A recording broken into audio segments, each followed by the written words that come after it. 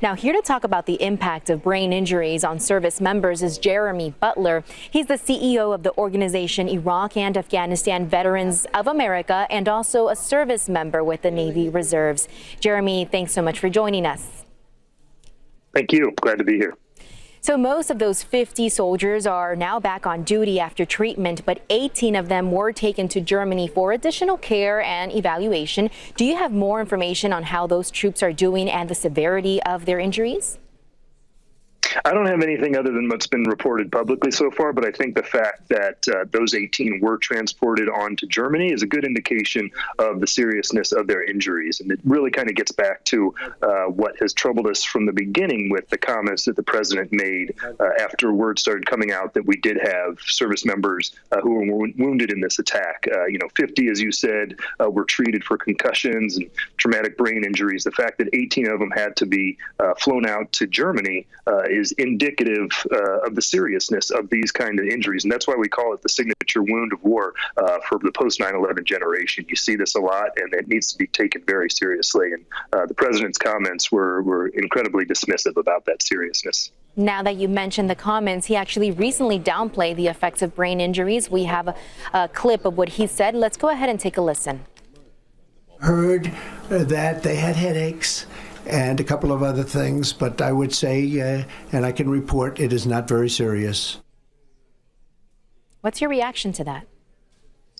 Yeah, it's startling. I don't know if it's out of just a lack of understanding about what concussions and traumatic brain injuries are really like, or if he was simply just trying to downplay the seriousness of the attack on the U.S. But either way, what it does is, coming from the commander-in-chief, what it does is sends a signal that these types of injuries should not be taken seriously. To downplay them like that is to give the impression to those who are suffering from these that they should not seek treatment, that they're perhaps less important than other injuries that people are receiving on the battlefield. But the reality is that these really are the signature wounds of war from our generation. Over 400,000 servicemen and women since 2000 have been treated for traumatic brain injuries. And, if you think about it, there really is no more important organ in the body for an injury to be taken seriously than the brain.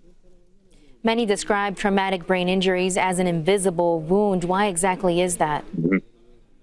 Yeah, because it can be sometimes difficult in the immediate aftermath to know if someone was hurt, the level of that injury, and what the results could be. And I think that's indicative in the way that the numbers slowly crept up as time went on after this attack. Initially it was reported that there are no injuries. Then I think it was 13, then 18, 34, now 50. Sometimes it's hard to tell until a few days later, what's the level of seriousness that has resulted from these types of concussions, these blast wave type injuries, because a lot of times there's no physical, visible wound that accompanies the initial injury. What would you say? There are enough or not enough measures in place to protect troops against these type of injuries that we just saw? Yeah, well, I think it gets at the nature of war. It's hard to always protect everyone. That's what going to war is all about.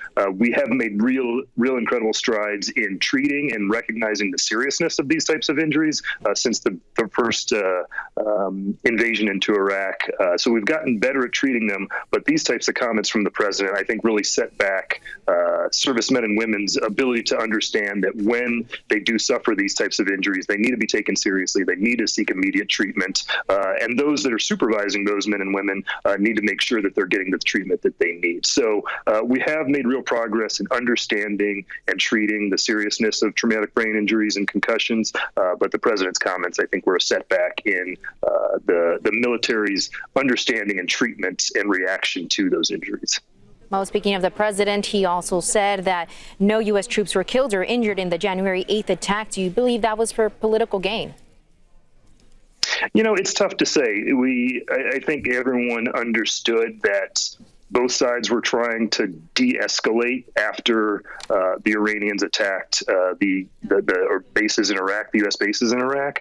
So I think It's possible that it was an attempt to de-escalate the situation, which, was probably correct, but the way in which he went about it and the fact that he, really kind of denigrated the service of these men and women by downplaying their injuries, calling them not serious, saying that they're not as serious as other injuries that he's seen, that was the absolute wrong way to go about it. And again, I don't know if that was simply to downplay the situation or simply because he doesn't understand the seriousness of these types of injuries. But that was an unfortunate comment, and it would be a good step forward to hear the president come back, reiterate that he was wrong about that, and reinforce the fact that these are serious injuries that need to be taken seriously.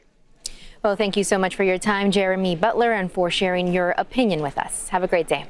Absolutely. Thank you, you too.